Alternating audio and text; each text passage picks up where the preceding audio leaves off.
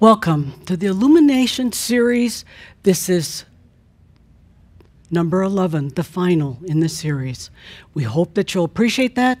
We know it was pretty fantastic the last time, so be ready. So with that, as you can see, Jeffrey, this channeler of 25 years here, is making room for Adamus. Making room for Adamus so that we can be open to a beautiful message. So with that, let's start with the conscious breath. I know you breathe all the time. It's right up there with allowing. But just let it be that conscious breath, that breath of clarity. Breathe it in, feel it. That air that supports your body. Breathe it, feel the energies supporting you. Take the good deep breath, fully opening to the highest potentials. Breathe into you. Feel it. Flow with it. Breathe into your heart with all that you are, honoring yourself.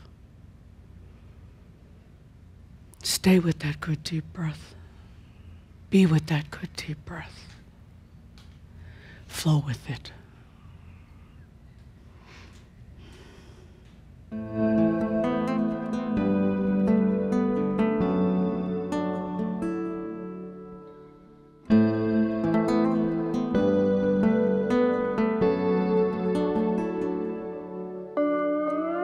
In the quiet of the night, I find my peace.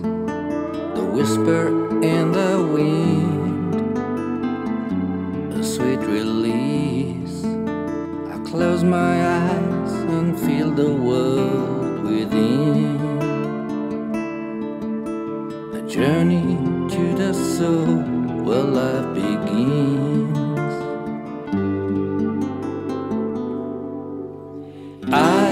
I exist, ain't no secret mystery. I am here, I am that I am.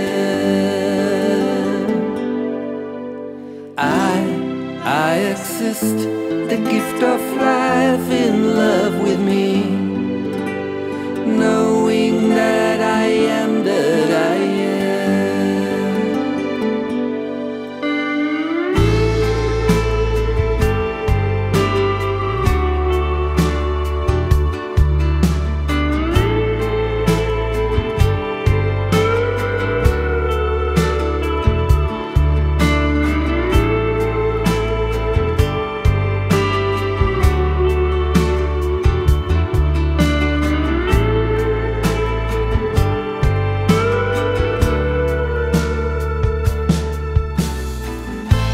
Mountains high and oceans deep. In every breath I take, my spirit leads. The stars above, they shine for me. A cosmic dance, a symphony.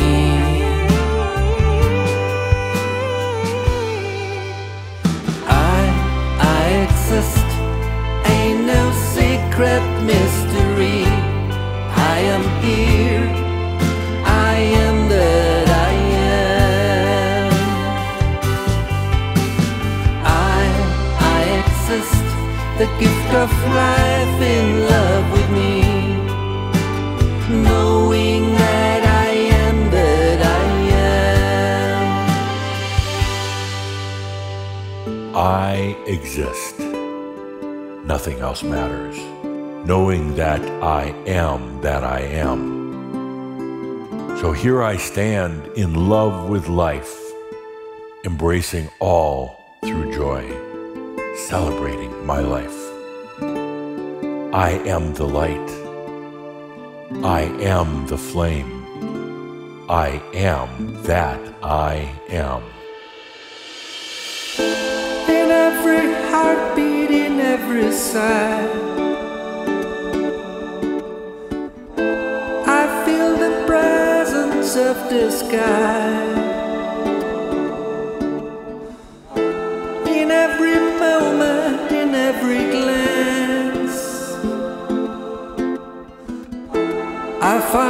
truth, my sacred dance. I exist, ain't no secret mystery. I am here, I am that I am.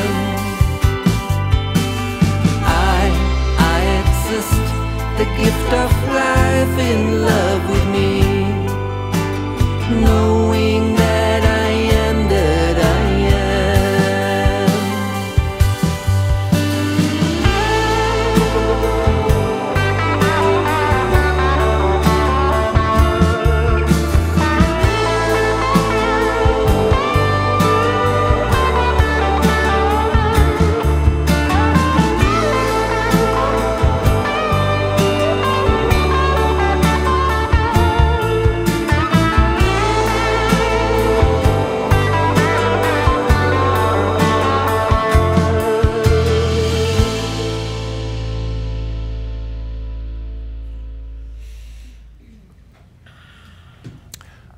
I am that I am.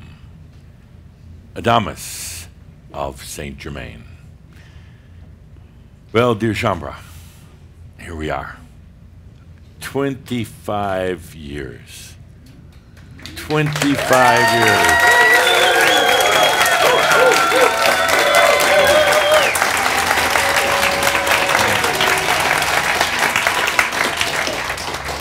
None of you look worse for the wear. Well, a couple of exceptions, but the dear Shambra, we had.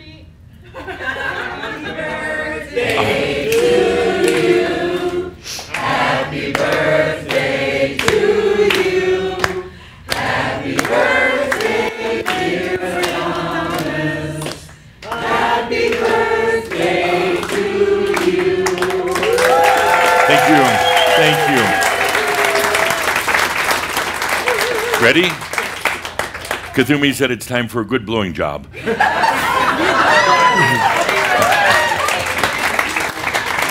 Thank you. It's not about me today. Well, a little bit. Which birthday is this? Which birthday? We're getting up there. You don't need to know. You should never ask an ascended master how old they are. Anyway, dear Shambra, we had quite a night last night at the Ascended Masters Club. Everybody was there. I mean, all the Ascended Masters, they came back for this special occasion. I mean, sometimes they're out doing stuff in creation, teaching classes, trying to catch up with us. But last night, everybody was there. Plus, we invited in all the Shambra who have crossed over before now. Sart was there. He had his typical T-shirt on. We had FM. FM, you know, he's quite the character. Thank you. Quite the character. You know, at the Ascended Masters Club, we don't need all the cameras and the wires and the controls and everything, but yet he still sets up. He's still behind the production desk and running all the knobs. Norma, Garrett, Edith. Guess what Edith had on last night? Yeah, a jacket that looked like an Italian tablecloth. Everybody was there. I'll indulge in just a moment. It was time for collecting last night. Collecting. And I tell you, some of us got very wealthy. We don't use earth money. We use kind of a credit system. But the bets, going way back, how long would Crimson Circle last? You know, there were some that thought it would last maybe a year or two. That was Calder's bet. And there were some that thought it would last through the time of Tobias, which was about 10 years. And there were very few that thought it would last 25 years. So when you look at the odds, and you know we do have odds makers up there, I made out like a bandit. I really did. I made out so well that I'm going to make you this promise. I'm going to distribute it amongst Shambra.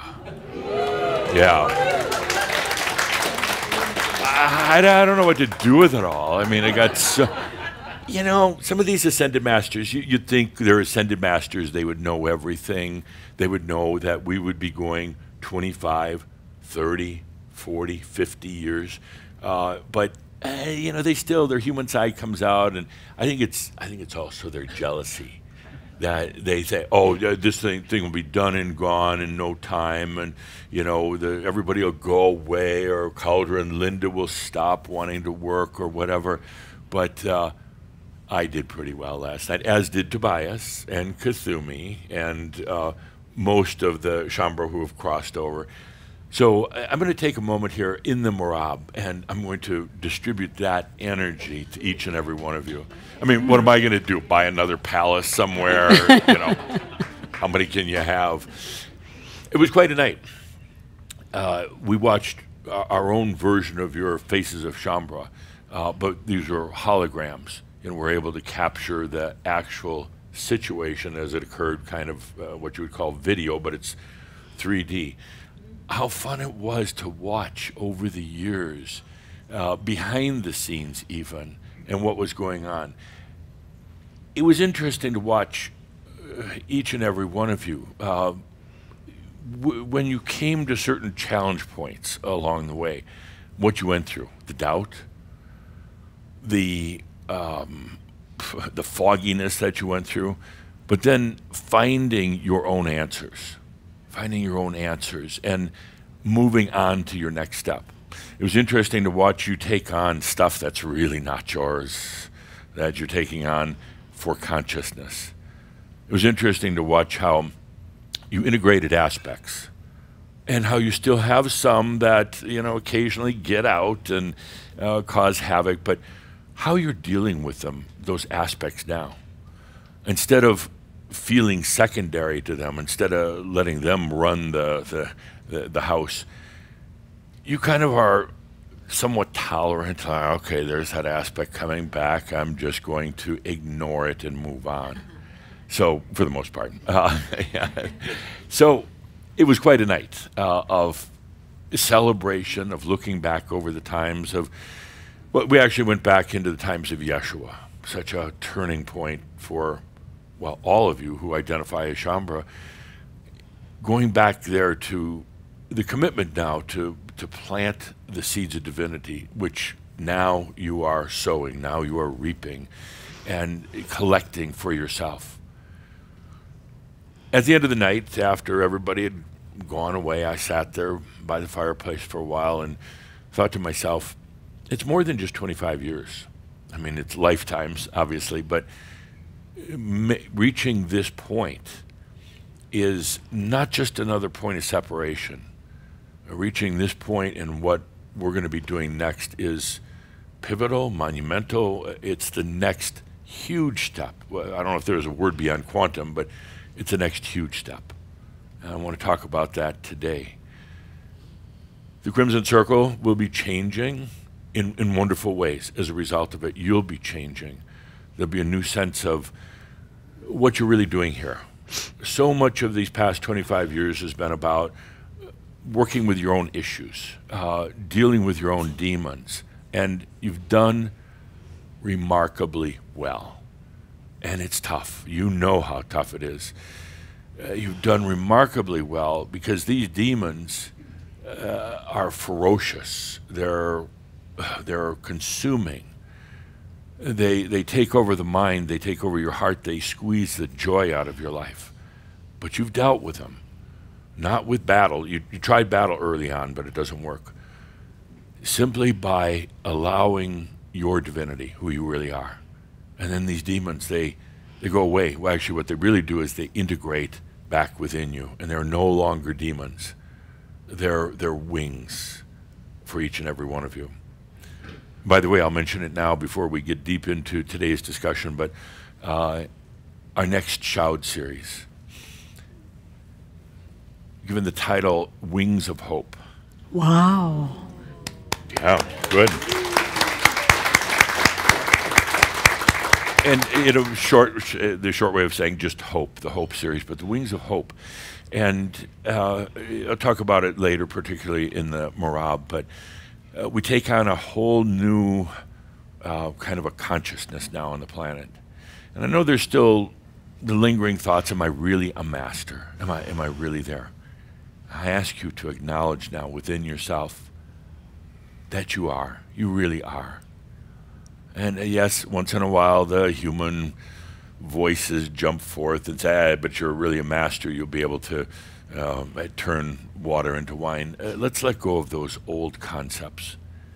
Let's let go of the, have to produce gold in your hand out of dust. Those aren't even relevant. They're a distraction.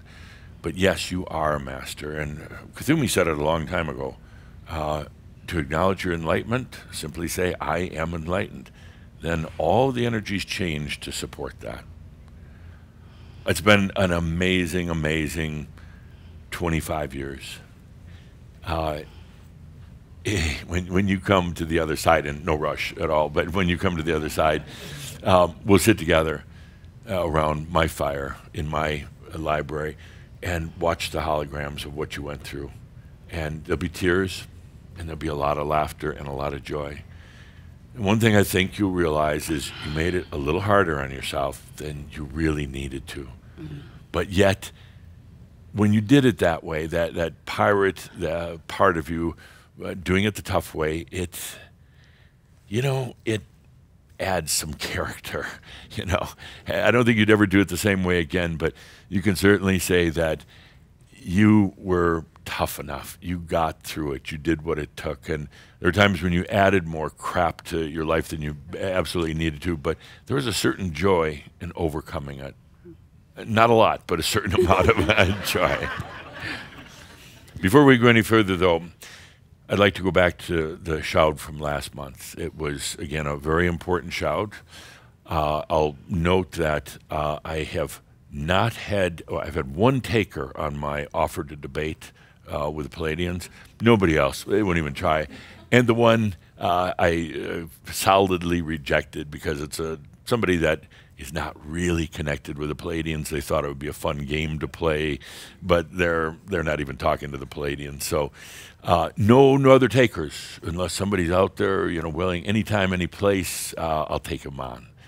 So you just can't leave that alone, huh? Oh, no, that's what we're going to talk about today. So let's go back, watch the preview of last month just to bring everybody up to date, in case you didn't see it, in case you forgot it, in case you wished you'd forgotten it.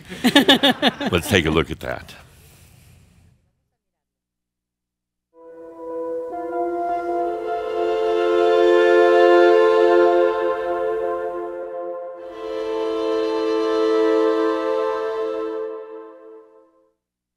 I want to dedicate this Shoud to all the realm workers who dedicated themselves to creating this thing called Heaven's Cross, the apocalypse, the opening, oftentimes at the sacrifice of their human self. There were forces working against you. There were real forces, and forces like gravity, of course, things like that, but there were other being forces that didn't want this to happen. These forces that I talk about, and we'll talk more about it today, their energy, their sustenance, their food is things like human emotions and fear and battle and power. So the moment you push against that, you're just solidifying them. And what could you do? What could you do as a realm worker? I exist. I am that I am. That's it. I exist. And not just to say the words, but to feel it in every part of your being. I exist. I am that I am. It's the greatest tool that any one of you has on this planet at this amazing, crazy time. You're not going to fight it. You're not going to even fight yourself. You're not going to fight evil forces. You're not a victim of anything. You are God also. I exist. I am that I am. I want you to really feel into this for yourself. A couple of little few words. Therefore it is. I imagine, therefore it is. I move into new levels of consciousness, and therefore it is. I allow my divinity, and therefore it is. I allow my knowingness, and therefore it is. It's kind of like a way of walking out of your own limitations, your own crystal prison. I choose to be here in joy and abundance and balance, and therefore it is. That's it. That's what the Master does, and therefore it is. No buts, no looking backwards, no self-doubt, no self-torture, and therefore it is. This is the time of the new human species. It's being fueled by technology. It's being fueled also by more light and more consciousness coming to this planet. It was inevitable that this would happen because of the dreams that many humans had. A time of the evolution of this planet. It was not just the humans that imagined or envisioned this. It was beings all throughout creation that imagined it. And what's happening right now is the human species is evolving. And it's not just a biological thing, that's part of it. Part of it is evolution beyond the logic, the mental of the human. And the biggest part of it is the evolution of the consciousness of the heart of the human is evolving. Any evolution of this magnitude creates a lot of changes, creates a lot of disruptions, creates a lot of turmoil, noise, friction, and everything else, and that's what's going on. But every bit of that turmoil and friction that's occurring, whether it's in yourself or in the planet in general, is now being rechanneled back into the evolution of the human species. It's happening on many different levels, but it requires more light, more imagination coming to this planet. And it's through the imagination, through the light, that the new human species evolves to its greatest potential. That's one of the reasons why you chose to stay, and one of the reasons why you're going through a lot of body issues as well. You're integrating your own light body, which will replace the Adam-Cadman template. I want you to feel for a moment what you're carrying on your shoulders.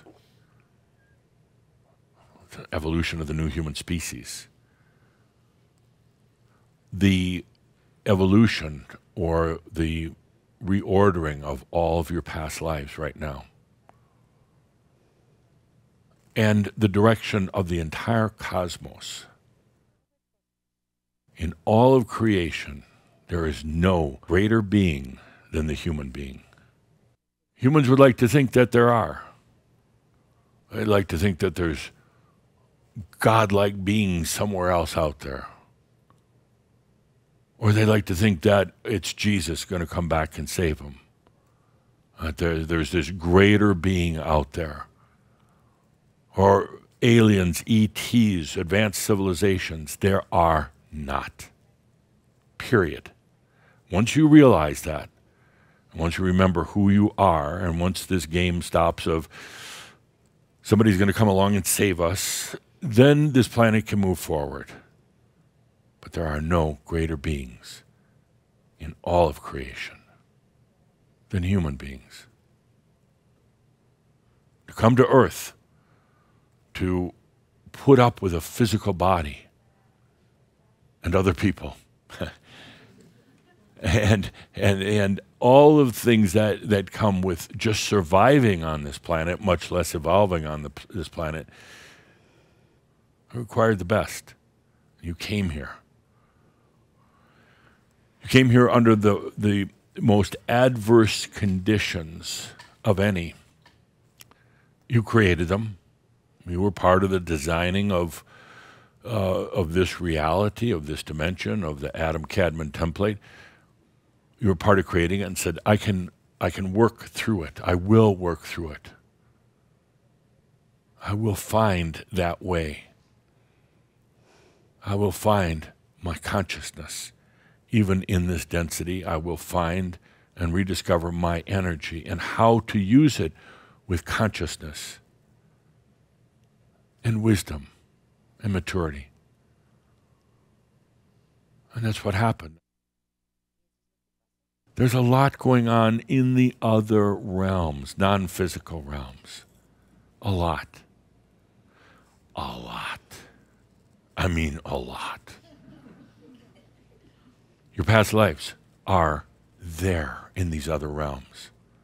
There are what you would call ETs out there. Not in your physical realm so much. A few here and there. They're in the other realms, my friends. Right next door, right next door. And you're feeling them every night when you sleep. You're feeling the pressure from them. They are real. What you call the ETs are real. But they don't float around in little metal cans. They rarely, if ever, could even make an appearance in this realm. What they do is fuck with you. Why? Feeding. Its energy, your emotions, your traumas, and to a degree your love and your joy, but mostly your traumas and your misery feeds them. They can present themselves to be these grand beings because humans are gullible and believe that crap. Humans have been made to feel unworthy a lot by the interference from these beings. And you're not. You see that? I want every one of you to remember that. There are no beings greater than the human being, and start acting like it. Therefore it is. Every one of those ETs that are out there, they are you. They are you. They are parts of yourself that have gone off exploring, parts of yourself that perhaps were wounded, parts of yourself that had a difficult time focusing here on this planet, parts of yourself that are undeveloped and unconscious. And their time has come because of what you're doing here on this planet right now. In the light that you're working with, they can no longer exist out there. Their game is done. Their time is over. You are the grand ones right here. Bar none. You are the grand ones. They have deceived you. You've deceived yourself into thinking that maybe you're not. If these beings were so great and so mighty, why don't they show up? Why don't they stand in front of you? Because they can't. They cannot handle your light. You have what you need right now on this planet. And it's called I exist. I am that I am. I am consciousness. And all the energy is mine. You have everything you need. You've been led to believe that this planet is filled with more war and violence and evil and all the rest of these things that cannot be overcome. And I declare today that we are going to go beyond that. Therefore, it is. The evolution of this planet, of the human species, is happening right now. It's happening on levels that perhaps you don't understand, you haven't seen. It's not just happening, on the streets with people day to day. It's happening in the other realms. And the implications then to this planet will be huge. Yes, this planet will go through many changes between now and then. Old forces are dying and making way for light, making way for you and the new human species. When you truly realize that there are no beings greater than the human being, not even Yeshua, no aliens, nothing else, it is you. When you realize that, that frees everything, opens everything, shifts everything. Please acknowledge what you are doing here. Please acknowledge that. And therefore it is.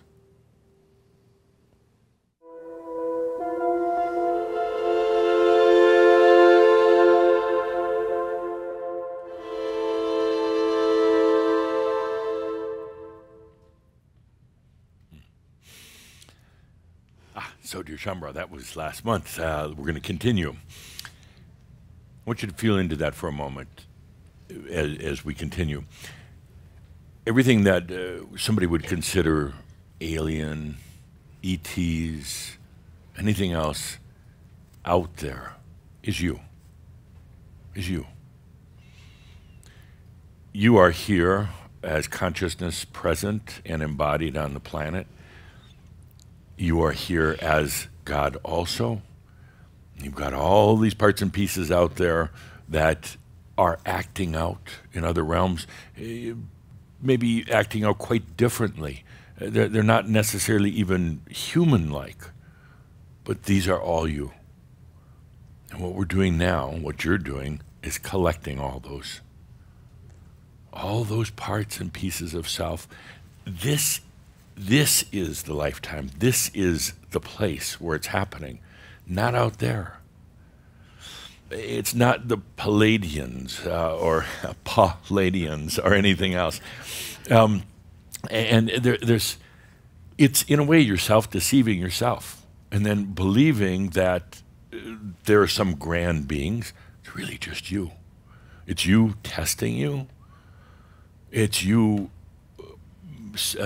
You could say in the shattering that you went through in the wall of fire, these are parts and pieces that got flung way out there. But ultimately, it's really you. With that realization and the realization of how grand you are, you start acting grand and realizing you're grand, and you are then grand. And you become interdimensional. All these ET aspects then reintegrate. And when they do, it's not just integrating like right here in this time-space continuum, but you integrate on so many levels. That's when you truly become multi-dimensional, when you call them all back home. We'll get into it more in just a moment, but before we go any further, quick question at this is kind of a turning point, an epic time. Right here, 25th anniversary, you'll see how things go a little bit different as we go into our new series. But just quick if you grab the microphone with our cast members here, a few words to describe where you're at right now. Where you're at in your life, in your whatever. And I know one of them is going to be weary, but you may not say it. And you have every right to be weary. It's been a long journey. So where are you at? I'm here. Yeah. Good. Good. Do you exist? I exist. Good. Yeah. It's I'm excited about what's to come. At the same time, it's also I have like those trash days. Right. Like this week, for example, was like a few times where I just feel like physical, but at the same time, it's also excited where it goes. Do you understand what the physical, what's occurring, what's happening? Where the when you have these tough days, physical days, what's happening? Well, it's I think the changes that goes on in mass consciousness. Yeah. I think especially I feel like last month there was a lot of shifting. Right.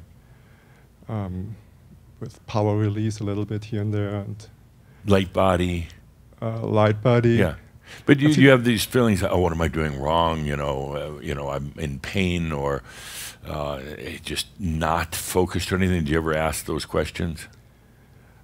I see them like smirking up a little bit, but right. Then I'm like, okay, yeah. Get over that, Yeah, it's where you should be. It's all part of the natural process. And you've been in biology for a long time. Now there's a huge transformation going on. Right. What's the best thing to do? Allowing. Yeah. Absolutely, no, it really is. And it sounds so simple, but that's it. It's like, oh, okay.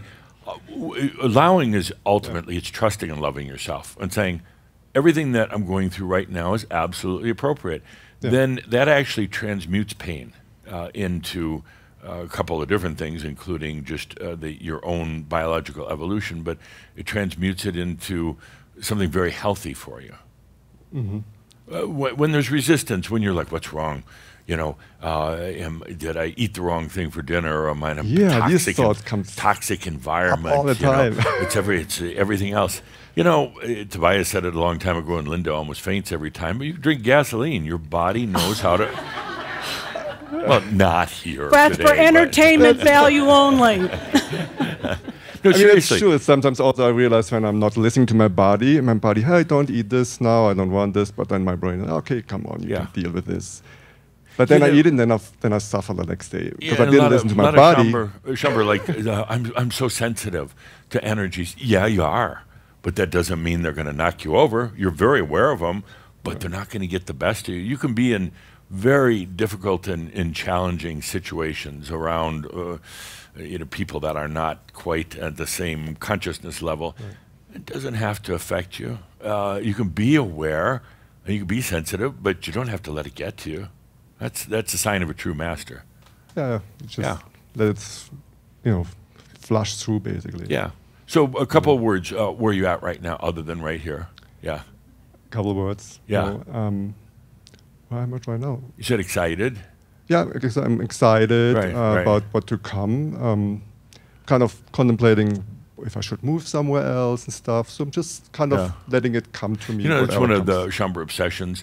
Where should I move to? Yeah. And then they never do.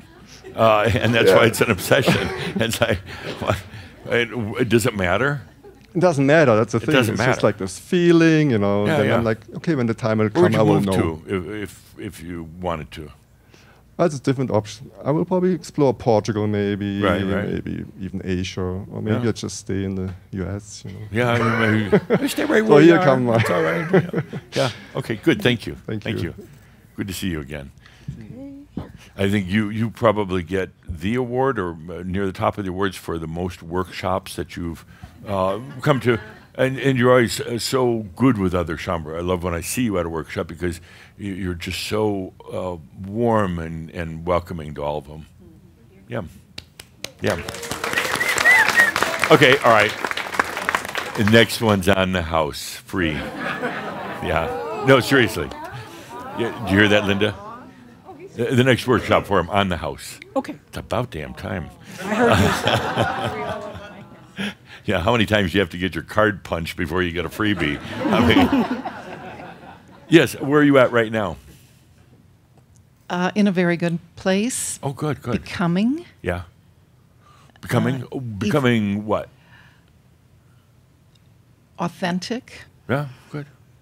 Becoming you. Becoming me. Yeah, finally. Yeah, finally. Yeah. How are you doing physically? Pretty good. Pretty good. Okay. Better, although challenges, but they're okay. Yeah. Yeah. Relationships? Okay. What relationships? Exactly. Boom, rim shot. I do need a drummer up here. Just boom, boom. Yeah, good. I'm fine. Great. Okay, abundance? Pretty good. Pretty good, okay. Pretty good. Yeah, could be better. I'm going to dole out some today, so we'll make sure to... thank you for that. Yeah, I'm ready to receive that, for sure. I made a lot last night. Yeah. Good. Happy? I am happy. Good. Yes. All right.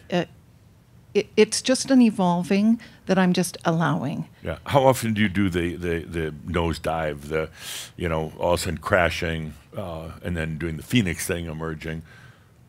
Maybe a couple of times a month. Oh, good. Yeah. Much better than before. Yes, much better than before. Remember some of the chats we had? And many. Yeah. And I'm sorry for all the swearing and doesn't affect blaming you or something. Actually, before I started working with Shumber, I actually really didn't know how to swear, but now, fuck, I know. Oh, yeah. No, we're good. Because what I hear every night from you, fuck you, asshole. You bet. I mean, I'm just repeating you, so you can't take offense at it, you know. Eat shit, douchebag, right. you know. It's very Oh, therapeutic. no, I've heard it all. I'm going to write a book, you know, famous Shambra quotes and swear lines. Yes. But who would imagine swearing at an ascended master? Dickhead. Yeah. That's one of the big ones. It's good. It clears the air. Doesn't and bother me. Yeah, You could all do you're it as a very group good. right now. Yeah. I didn't mean that, actually. No, it's actually kind of funny. When you can have that, and somebody calls you a dickhead or whatever it is, and it doesn't bother you. You're like, okay, I'm a dickhead. And then it's like, call me something else. I don't care.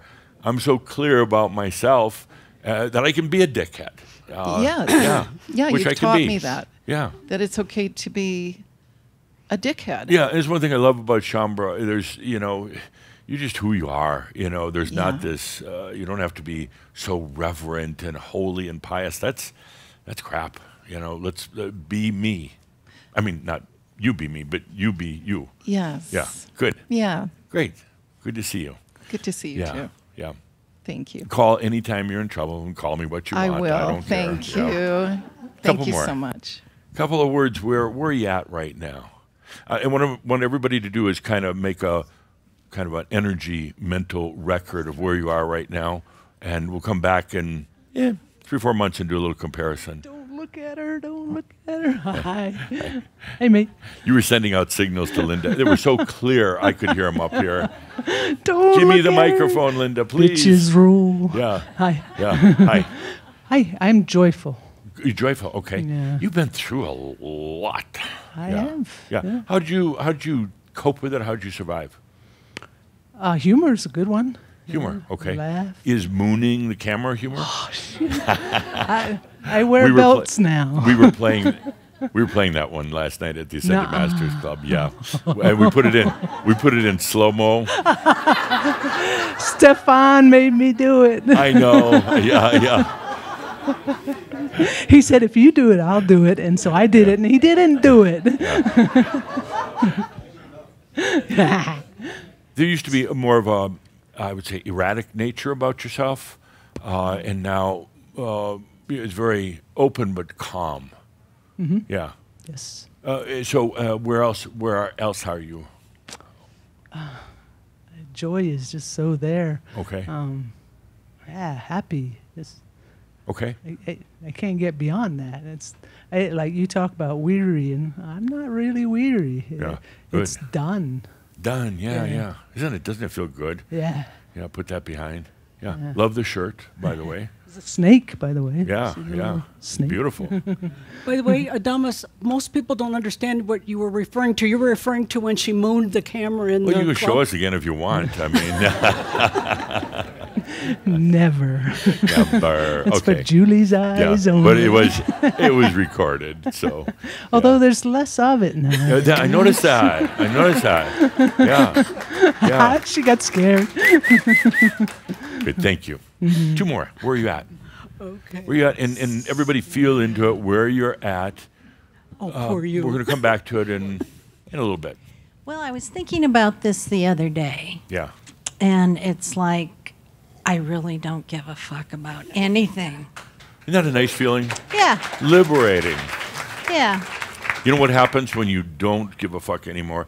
Then you let all that old stuff go and your real passion comes up. Yeah. And you start really, it's even hard to say, it's like you start living in a whole new way. Yeah, instead of for things or with goals or anything like that, suddenly living becomes just about living. Yeah, and people don't bother me Yeah. anymore. Yeah. I can even drive calmly. Wow. Wow. That's a big step. Yeah.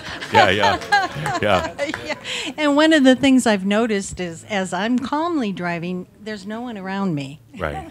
It's really You interesting. start really creating your own reality, Yeah. and everything Yeah. kind of matches to Right. to go along with it. You're in a different harmony. Exactly. Yeah. Good. In- Thank you. One more. One more. Okay, let's see. Uh-oh, she's on the prowl. Uh-oh. That didn't hurt. It just looked bad. Hi. Hi. Where are you at? Exactly where I wanted to be. Good.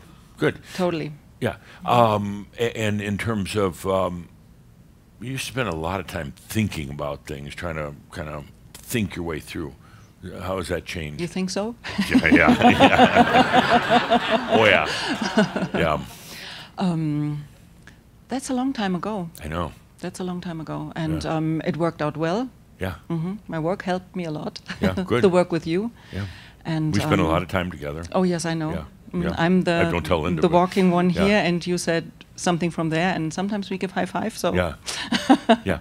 It spends a lot of time translating into German language, which is so beautiful, the way you translate. Thank you. Yeah. Thank you so she doesn't much. do it through thinking. Used No, to, I but cannot. Not anymore. I cannot. And now it's in a flow. Yes, absolutely. Yeah. Yeah. Yeah.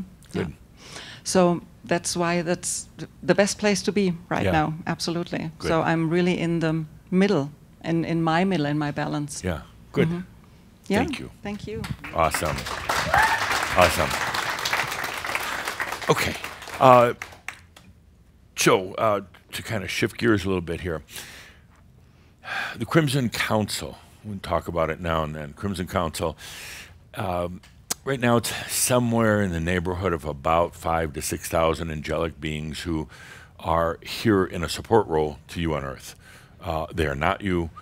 I mean, they're angelic beings who are working in those realms, working with you, but it's not like they are you. The Crimson Circle, or the Crimson Council, was initially and still is about teaching, Those who are part of it in the angelic realms, or now you as humans, go into new realities, learn about them, and then teach about them. And that's the primary role. The color crimson, denoting Crimson Council or Crimson Circle, is the color that you'll find in the other realms, kind of a hue or rays of color that connotate that one is a teacher. When you are in non-physical form, there is kind of a radiance in your light field. Not all crimson, but it's like a badge. It's like a badge of honor, actually. So many of you came here to Earth at the very beginning to discover, to explore, to find out about your creations and ultimately about consciousness and energy. Crimson Circle, which was started 25 years ago, took on that name in association with the Crimson Council. The Crimson Circle is the kind of the earthly division of the Crimson Council. You are teachers. You're teachers who are going through an amazing, challenging, really weird experience of being embodied here on the planet. When you leave this planet on your ascension, and for most of you, it'll be in this lifetime, at the end of this lifetime. It'll be your last lifetime here. It doesn't have to be. You can choose to come back for yet another lifetime if you want, going through the kind of the standard process of being birthed and growing up and all the rest of that. How many want to come back for another one? Yeah. Marco, you want to come back, You want to come back and write more books, right? That's the only reason why I'm going to come back, just so I can annoy people with my books. Exactly. Thank you. So you leave here. You're going to come up to the Ascended Masters Club and hang out and for a little while, but you're going to want to go continue your work, that of teaching. You're going to be teaching about what you learned here. You're going to be teaching in other realms, non-physical realms, maybe a few physical, but mostly non-physical. You could almost say that you're going to be teaching yourself, those parts of you that are out there somewhere. And you're going to be sharing your experiences of what it was like to be a human.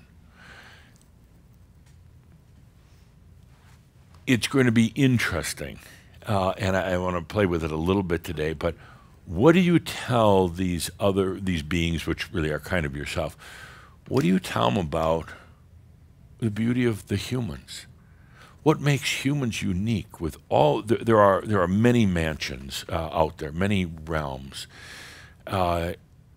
Some are so difficult to describe in human terms that you really can't.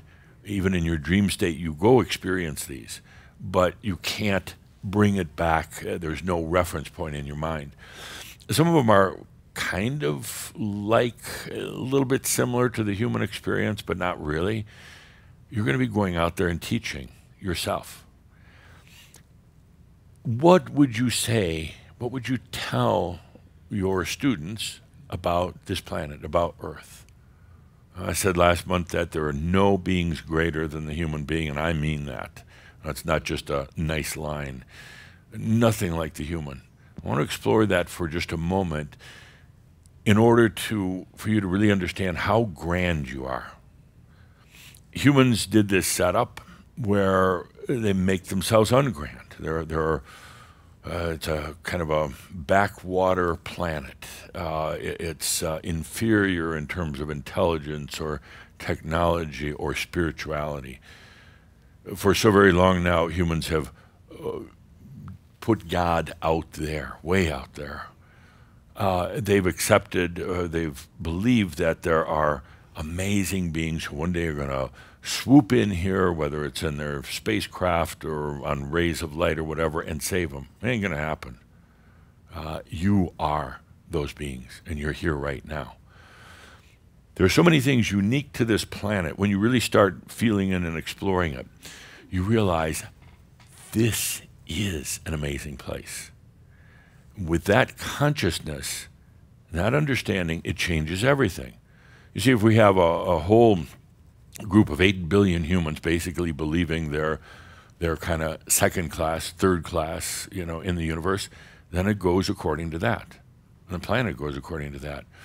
And it allows in these beliefs that the Palladians or whatever are going to come in and rescue, and they've got all this. They don't have any frickin' wisdom. Any wisdom. If you read some of these Palladian books or channels, any quasi-wisdom in there is stuff you already know, stuff we're already talking about. They're mimicking. That's all they're doing. You read some of this stuff, there's nothing extraordinary about it. But humans like to read that somebody else is telling them that. And you read this and, no, it's you. You are that one. There are things very unique about this planet you might have not thought about. Love, for instance. Oh, we talked about that, love. As I said, it was first experienced here. Spirit, God, whatever you want to call it, or your I am, never knew love. How could it? Where would it gotten that experience from? It had to be through itself as you on this planet. And I know I thought that was going to be a no-brainer when I first mentioned it.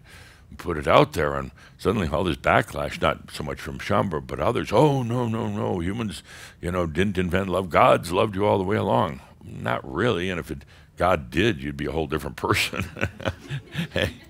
And humans had to discover and experience it. And now it's it's kind of the holy grail of every other civilization in all of creation. They want love. They're not finding it. They're not finding it. They hear about it and they can tap into the human, but they're not finding it because they miss so many of the other attributes that are necessary for love. So they're scampering around, and once in a while they can project themselves here and probe humans, but they're not finding. They're not finding the place within you, and they're not bringing it back for themselves. One day you'll teach that. Imagine that, teaching the students of the cosmos about love. So love is one thing that's very unique, and there's a lot of others. I'm going to name a few, and then I'm going to ask for your input. Another one, religions. No, it's very unique to this planet. This is the only planet, this is the only dimension anywhere that has religions. I mean, there's no Catholics anyplace else. This is,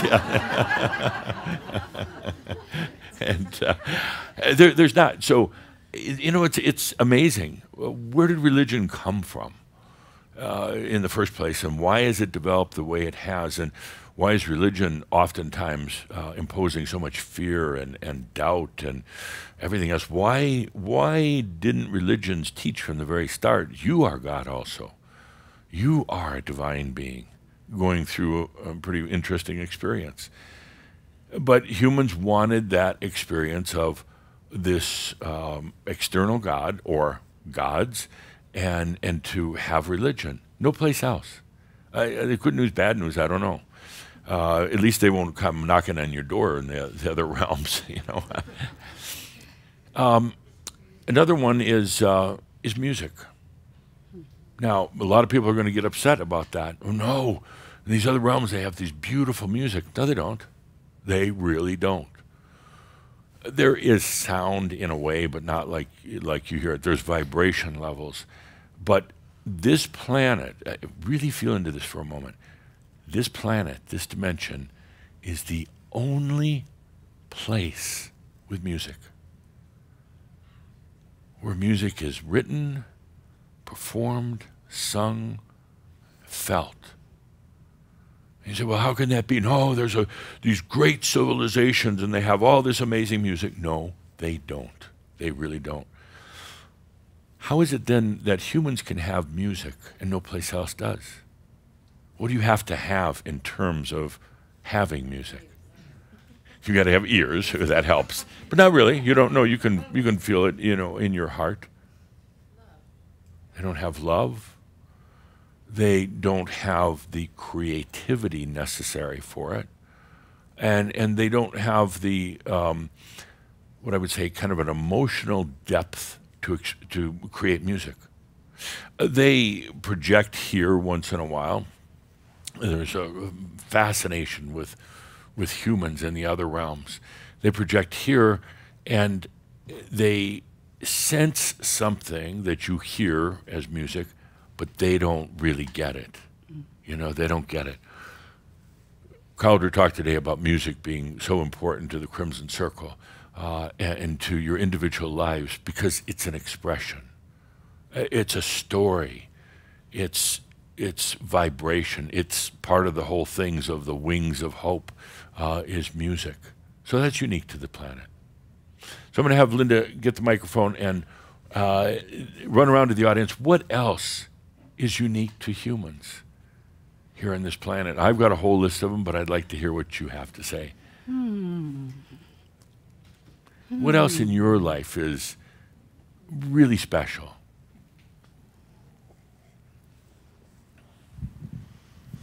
Hello, Andy. Hi. Yeah. I like your shirt.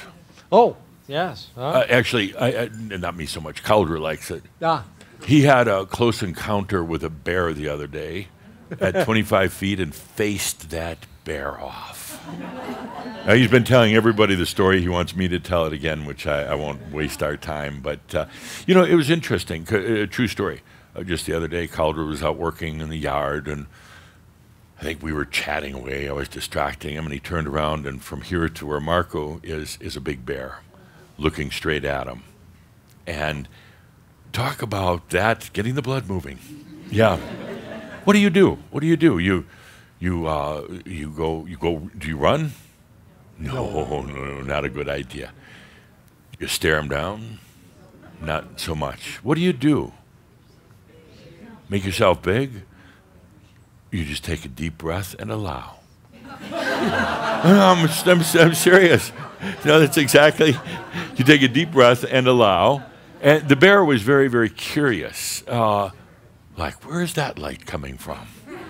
The bear was very curious, as all animals are about humans. But seriously, you could panic, you could run, you could try to go wrestle the bear or whatever, or you take a deep breath and know that that bear is there at that time with nothing in between the bear and Caldera and a long way to the house, a long way. You take a deep breath and allow and realize, hey, I put that into my reality for a reason. The bear is his totem anyway, and spirit animal, coming by to say, "Phew, good job. We're going to be going in some new directions now. And I'm just coming by to check in with you." So, speaking of your shirt, bare naked. Yes. Sorry, Andy, I took the... I enjoyed the story. Yeah. So, what else is unique about humans? I very much enjoy the relationships, both interpersonal and personal, everybody else too. Right. And I think that's rather unique, and I think it's one of the reasons we came here. Yeah. Define relationship a little bit more. I mean, are you talking just a friendship, or are you talking deep romance? All of them. All of them. And long-term relationships, short-term relationships, just saying hi to someone. Yeah. I very much enjoy that. Yeah. Yeah. Now, are there relationships in the other realms, physical or non-physical? No. And I'm throwing stuff at you, but I want you to realize how special this human experience is. Yeah, in some other realms you could know or be acquainted with other beings, but there's no place where you have, like Earth, where there's the friendship, affection, I call it. You do not have that in the other realms. There's drop another one. There are no families. I don't know if that's good or bad, but no, there are no families. This is the only planet where there are families. It's a biological thing. It's also energetic and oftentimes karmic, but this is the only place. There is no friendships, so to speak. There's no, in these other realms, there's not growing up with somebody and developing a friendship and then leaving for a while and then coming back together. This planet is special. You don't have those things in the other realms. There are no marriages or divorces in the other realms. What goes along with that? Sex, of course. I hear you whisper sex. You can say it out loud. We're all adults here. There's no fornication in the other realms. These are amazing but true things about this planet and what makes it so special and why you're here and why you are special. This planet has its hardships. It has a lot of difficulties, but look at what it really is for a moment and start realizing how grand you are as well as other people. There's really not. They don't get it. They simply don't get the whole thing with close relationships. And on the other hand, they don't have to put up with arguments or lawyers or anything like that, but they're missing out on something. They want to know all about you. They don't understand that they are you. They have no clue whatsoever. But they want to know what it is about this humans and what's happening on the planet. They feel it because what's happening here affects them. And they're like, what the hell is going on? This weird place called Earth, it seems to be such a list of contradictions, but affects everything. Thank you, Andy. Thank you. Yep. What else makes this planet unique? I'll throw one in here while Linda's running the microphone. Buildings. Buildings, architecture, buildings. There aren't, in non-physical realm, why would you need a building? Okay? There are some physical realms, but they don't build like humans do. They don't build great buildings, libraries, office buildings, amusement parks. Can you imagine that for a moment? If they're in a physical realm, what they have is some type of shelter. You don't go anywhere else in creation and find buildings. Now, you might say, well, that's good because then we don't have cities and we don't have all the damn people and the pollution, but I want you to feel into this consciousness. And again, what makes humans so special? Yes? Nature. Nature. Beautiful, Yeah. beautiful nature. Yeah. From the mountains to the oceans to the prairie. Yeah. You can almost write a song about it, but Exactly. they wouldn't hear it. Right. The Grand Nature. Canyon. So that's one of the most unique things about this planet. And you'd like to think, okay, in these other realms they have nature and trees. No, they don't. And you say, well, what do they have? Nothing. You know, the physical planets that are inhabited, again, there's no real life force energy there, not much. Very desert-like. And some of you have, a lot of you have seen the Star Wars movies, you know, and they're like having these battles out in the desert, this barren land. That's what it's like. It's pretty barren, not green. There's some life force energy in the land, but not much. That's hard for me. I mean, haven't we created nature on new Earths? Yeah. I mean, yeah. Yeah. So I couldn't nature live is one of without the it. I couldn't. Well, nature is one of the most cherished things about this planet, and particularly now with Gaia departing, in love, but saying it's yours now, and you can take that nature with you. By the way, anywhere you go, you can recreate it, but you don't go to other places. Again, of non-physical reality, they don't even imagine nature. It's not even in their consciousness. That's one of the things that makes this planet so extraordinary. Is that something we'll be teaching then Yes. too, to be able to imagine that and create more of it? But how do you teach that to a being that's never had that? How do you define nature? Good question. No, I'm asking you. I thought I'd get away with that. You know what do you? It's a passion. What do you say? Well, there's trees, and they're like, what is a tree? Right. Well, everything's green. Okay, why would you want to all be green? Right. So how would you describe it poetically, philosophically? What comes with a passion and a sensuality of the greenery and how it evolves into different shapes, and with the lakes of being different sizes and depths filled with this beautiful liquid material that, I mean, nature is a reflection of you, and nature is an expression of life force energies. And then they're like, well, but why would you want to be in it? There's bears and, you know, all this other stuff. It's like a reflection. It's like just such a beauty to it. And to watch life force energies, to watch energy now manifest. Yes. Yeah, nature That will is be unique fun, to this planet. Teaching that. Yeah.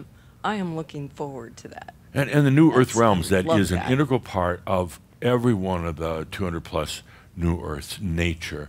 And the nature is similar to what you have here, but very, very beautiful. Because it's nurtured by the beings that live there. Sounds wonderful. Yeah. I've always felt I'm more nature than I am human. So Exactly. that is what. Yeah, that's but it's you. what That will nature do. is you. Yeah. Yeah, it's kind of a constant reminder. The nature is that you are also a living being.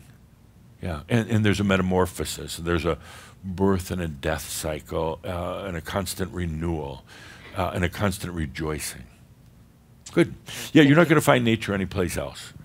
Palladians don't have nature. You tell them to go climb a tree, they don't know what that is. And my point, again, very, very simple. This is it right here.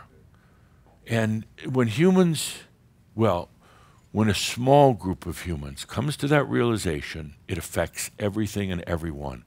When they realize the grandness is here, not out there, when they finally acknowledge their creations here, and that the answers aren't with some space cadets out there, that shifts everything on the planet, and it doesn't take many people to do that. What else?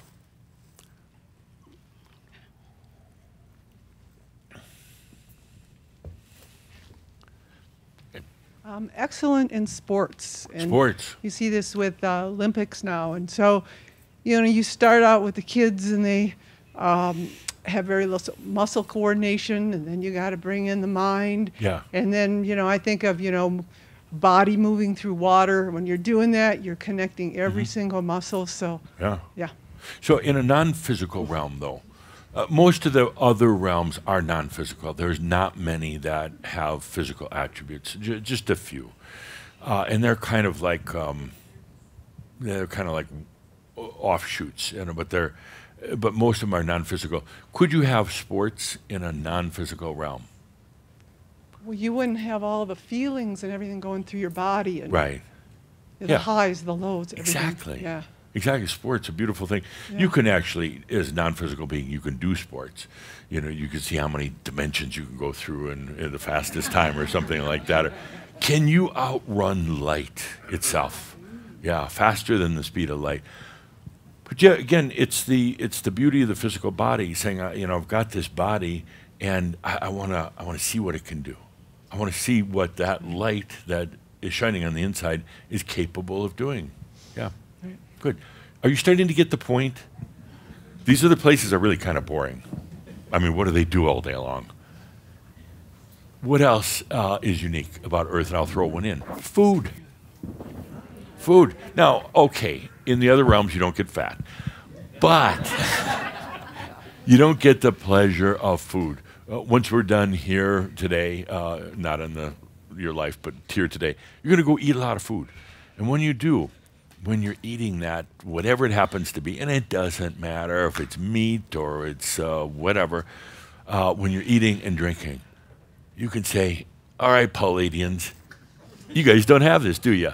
Huh? What's the last good meal you had? You haven't, ever. There's no food in these other realms. Oh, I'm sorry. I'm being corrected. There is food in the other realms. It's you. No, it is. Oh, no, seriously. It's your what? Emotions. It's your emotions, which is derived from your energy. That's what they feed on. These little cockroaches, and they're you anyway. That's what they love when you get emotional. And they try to influence that because that's what they eat. Could you imagine a Palladian, you know, going into a restaurant? I'd like a good bowl of hate today. But you eat food, and it can be fun. It can be delicious, really well-prepared food, delicious. They don't. They don't. They eat you. Okay, next. Compassion. Compassion, yeah. Yeah. Yeah. I feel it's a very beautiful thing. Like it's a mother like giving like a cuddle to her kid Exactly. and when it's crying or something. Yeah. So I feel it's just such a beauty, this They compassion. really don't have compassion, and it's kind of right up there with friendship and love and other things, but there's no sense of compassion. Humans have awakened a lot of angelic senses through the things that are unique to being human, the things we're talking about, but they don't have compassion. They don't understand that. And to humans, it's natural. Calder in his magazine article this month wrote about the goodness of humans. They really are. They're compassionate to others.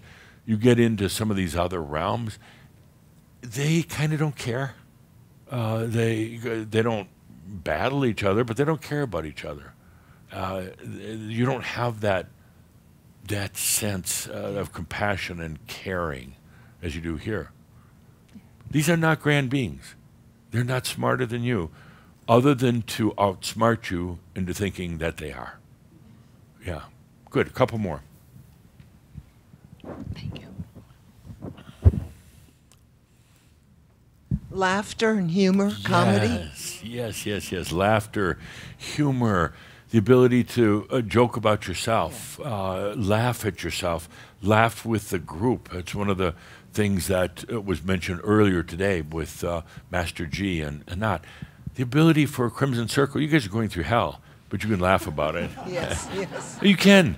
You realize, in a way, it's a game that can be very painful at times, but when you kind of emerge from being underneath the water, you can laugh at it and say, man, what a trip, what an amazing journey. Laughter. You do not find laughter in these other realms. No. It doesn't exist. It just simply, first of all, they don't have the compassion or the depth to even have this thing. Laughter is usually because of a sense of conflict, particularly when it's resolved. They don't have that. Humans are absolutely the greatest beings in all of creation. They don't have books. They don't have movies. They don't have art. Could you imagine for a moment a civilization without art? I can't. Humans have these things because it's what's part of their combined makeup of being compassionate, loving, caring beings. What else do they not have in these other realms? Go ahead, Linda. There's one in particular I want everybody to be really aware of. Yes. Our human senses. They don't have the human senses, yes. Yeah, touch, especially touching. smell. Yeah, touching others, touching yourself. Yeah. Or getting in the water of the ocean, all those. They're beautiful. envious of that because that allows you to really feel in a different level. They're feeling on a very, very flat level. As humans, you can use your senses and go anywhere. You can feel anything. Mm-hmm. And it's through them that we enjoy nature, like the lady was saying. Exactly. So you start feeling into it, you start realizing we are grand beings here on this planet. Thank you. And the one I want to mention before we go into our Marab, creativity. Inventions. They don't have inventions. They don't invent squat. Nothing. And what happens is because of that, the consciousness does not move. It does not evolve. It stays pretty much the same way. There are no advanced places out there. The one thing they learned how to do was to fool humans, and that's about it. And then by fooling humans, they get dinner. You're the buffet, and that's what they feed on. I'll finish out with creativity. There's no creativity. There's no inventions. There's no art. There's no sex. There's no love. None of those things. They're relatively flat beings. Their consciousness has stayed pretty much the same for about as long as time and history existed. And they're you. They're splinters, you could say, of your soul, of your divinity that are out there. And they're desperate. They wouldn't know happiness if it showed up on the front door. On the other hand, they don't know sadness either. It's beyond them. But right now, there's a huge movement in all of creation to change that. They're tired, that part of you is tired of being stuck in this very narrow, rather gray bandwidth. And they don't have minds, they don't have logic, they don't have reason. They're nothing compared to humans. If a small group of humans changes the perspective of about the beauty and the grandeur of being human and takes that in and realizes it and then lets that light shine, that's the hope of this planet right there. It's pretty easy. Acknowledge the grandness of who you are as a human. The answers aren't out there, and humans have looked out there for eons of time. They're not. They've always been right here. When just a small group acknowledges that, in spite of the fact that other humans are saying, no, we're terrible, we fight, and there's child abuse and there's hunger, but when a small group rises above that, says, yes, only because we forgot who we truly are. And now is the time to remember, and now is the time to be that grand being. That changes the planet very, very quickly.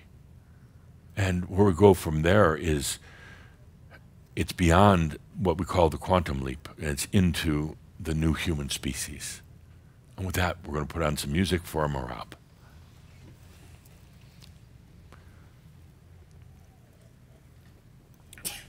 So at some point when you leave this planet, you're going to go to other places.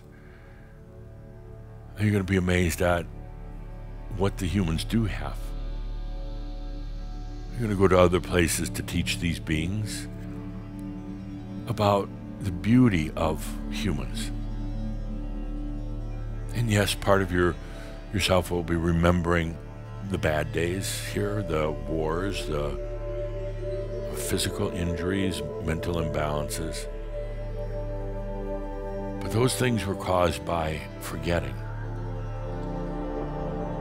Those things were caused by others who tried to influence you and made you seem small.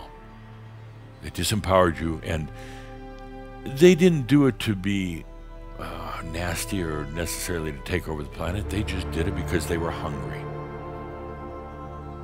And they needed the control over humans to elicit things like fear, really any emotion, but you know, the fear in particular is the big juicy steak. Happiness is just like a, I don't know, like a little one grape, you know, but fear, that's the big juicy steak. Anger, hatred, confusion, they love confusion. Now is the time, right here at this beautiful 25th anniversary, to remember the grandness of the humans, the grandness of yourself.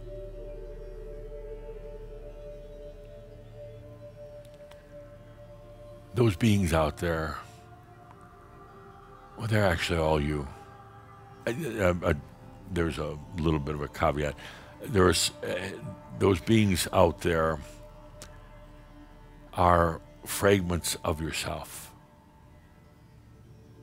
And they're waiting, they're wanting and hoping now more than ever. They're going to continue to play games. They'll continue to tell you that they have all the answers and they're humanity's true savior. But they really want you to wake up and to honor and respect yourself as a human, a divine human. No, they don't have music concerts. They don't kiss. Could you imagine? They don't kiss, hold hands. They're very incomplete beings. A question might come up, so when did this all start happening, this manipulation, this, you know, these gods in the sky, which they aren't at all? A lot of it was associated with the headbands we've talked often about. It made the human gullible, opened them up to outside suggestion. And as you know, so many of, well, almost all of you were involved in that. We're going to close the loop on it now.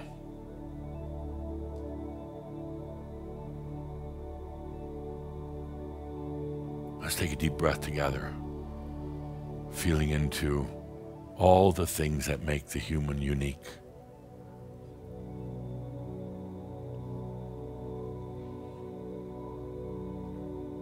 No, they don't have music. They don't laugh. They don't eat meals. They don't make love.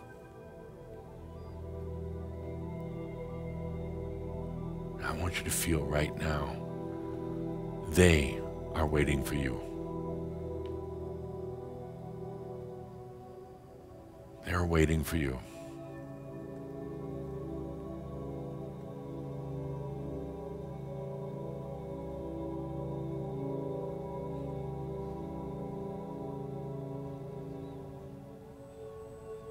And yes, they'll test you once in a while. They'll remind you of how dark and awful humans are. But that's the time to take a deep breath and to realize that that is a very changeable situation. If you're led to believe that there's no hope left on the planet, that we're headed downhill, that humans are terrible beings, well, then it is so. But if there are just some rays of light emanating out from a few humans who realize who they are and how special this planet is,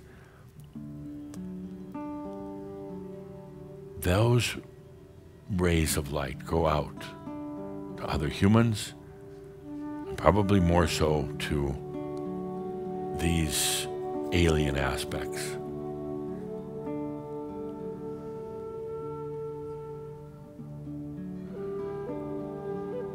if you feel into it, you'll realize that as your light radiates, the cosmos actually start to change first, even before humanity. All these fragments out there, all the alien parts of yourself, they start transforming. They come to your light, and it touches something deep within them. And it wakes up, or better said, it instills in them the very thing that you've learned here so well, love. They haven't had this, they don't know what it's like. I have no sense of it, but as your light shines out throughout all the cosmos, it touches them. And for a moment, they have an encounter with love.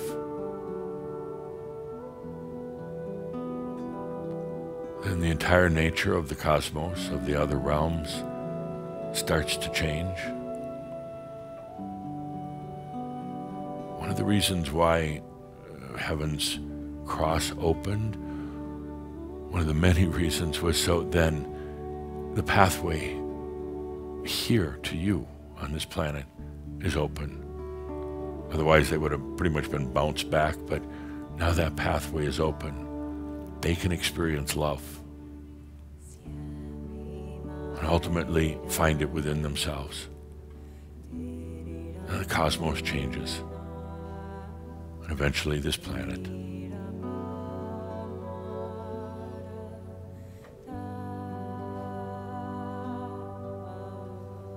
There is no place else in the physical or non-physical realms that has the tenderness, the sensitivity,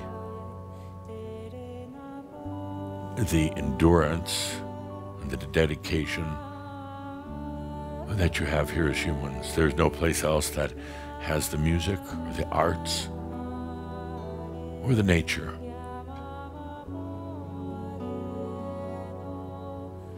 And I say all this so you take a moment and realize how grand you truly are.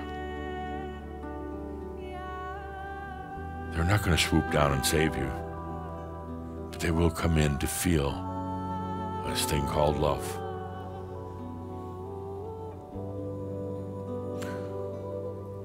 It's not wars or politics.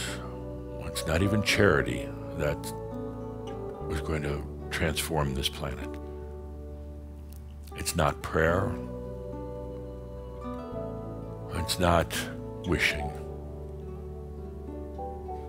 What transforms it is when you can take a deep breath and realize there is no greater being in all of creation than myself. It's not egotistical. It's actually just the truth. There is no greater being. I am that I am.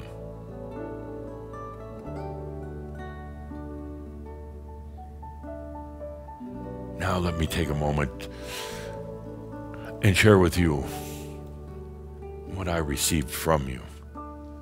I joked about it as betting at the Ascended Masters Club, and we actually really did. And I actually did do quite well. And I know some of you are like, well, don't all Ascended Masters know everything? Didn't they all know this is going to be 25 years? No, because you could have changed it at any moment. It could have been 3 years. You can change it at any moment. That's how grand you are. But you have given me so much over the years. You have given me so much. A new and deep appreciation for humans, for this planet. An incredible determination.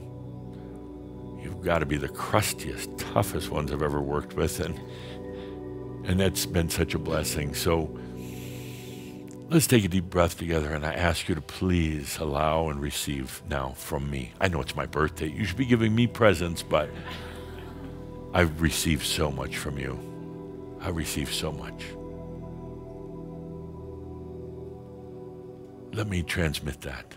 And please just receive it. Don't think about it. Don't wonder if you're worthy. Just damn it, receive it. It's my fucking gift to you. Take it. Sometimes there's this resistance. Oh, I don't know. Am I worthy? Is he sending anything? Oh, he sent it to the person next to me, but not to me. Just receive it. Okay, here we go. Deep breath.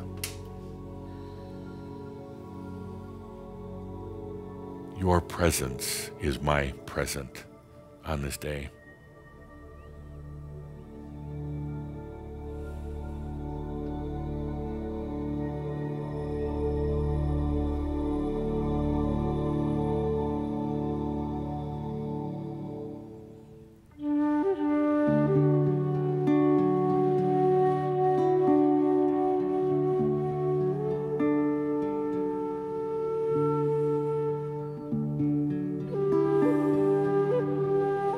Breathe it in. Breathe it in.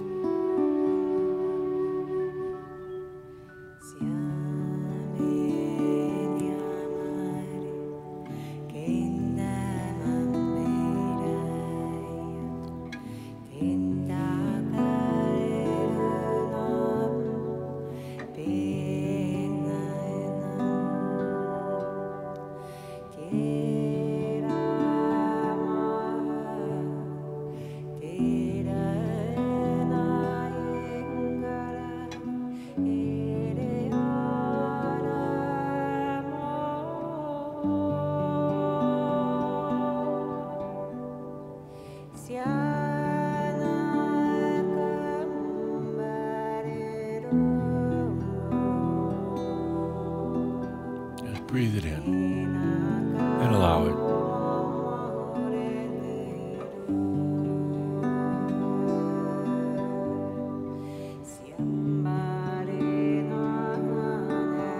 And breathe in your own grandness as a human and as a divine being. Time you accept that.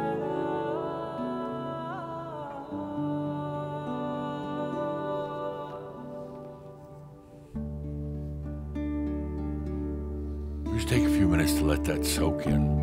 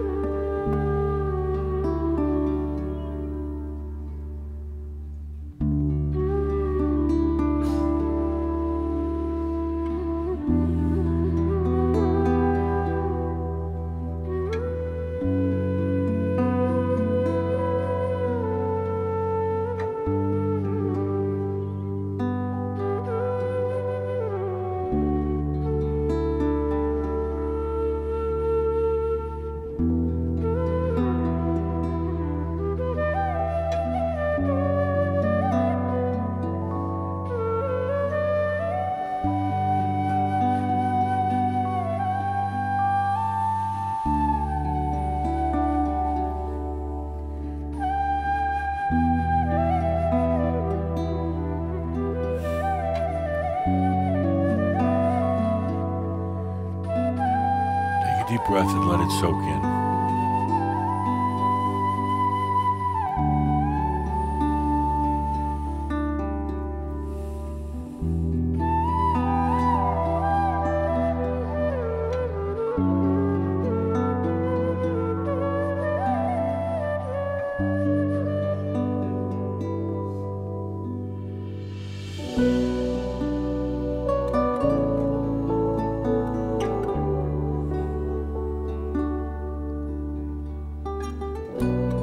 Deep breath and allow.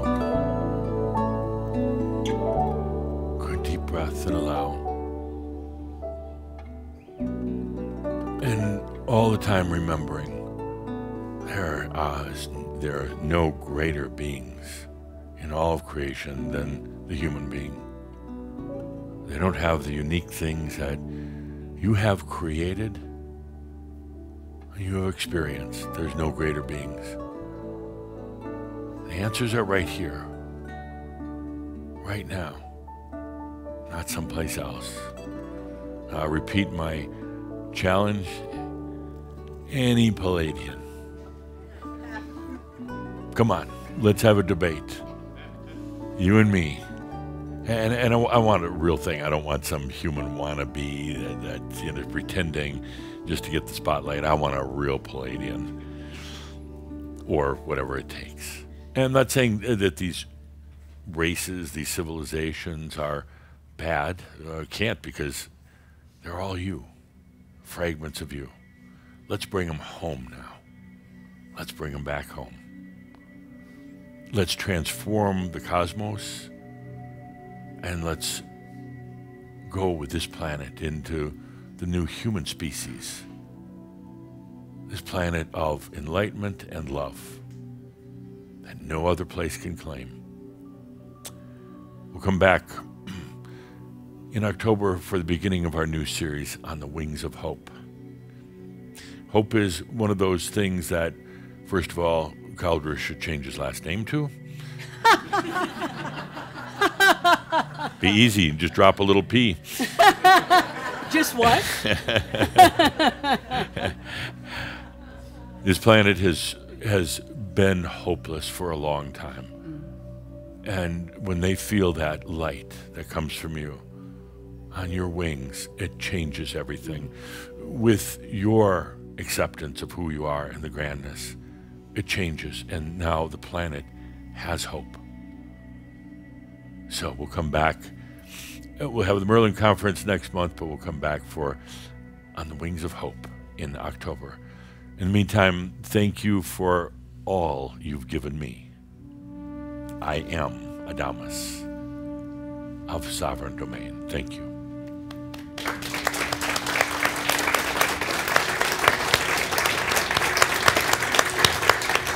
And remember one last thing. All is well in all of creation. Thank you. Thank you.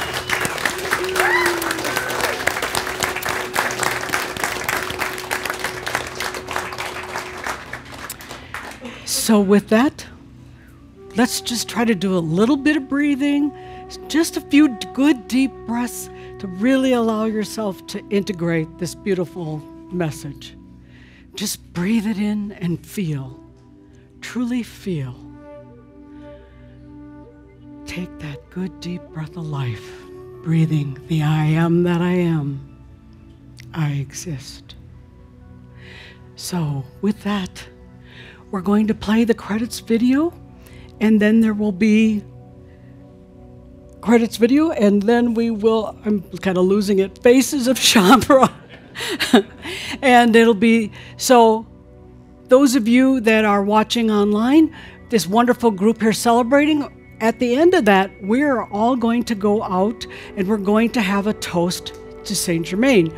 Please, once the Faces of Shambhala ends and we all go, please, would you too join us and toast? Because that's what we'll be doing right as this is over. So please, please be with us. Thank you.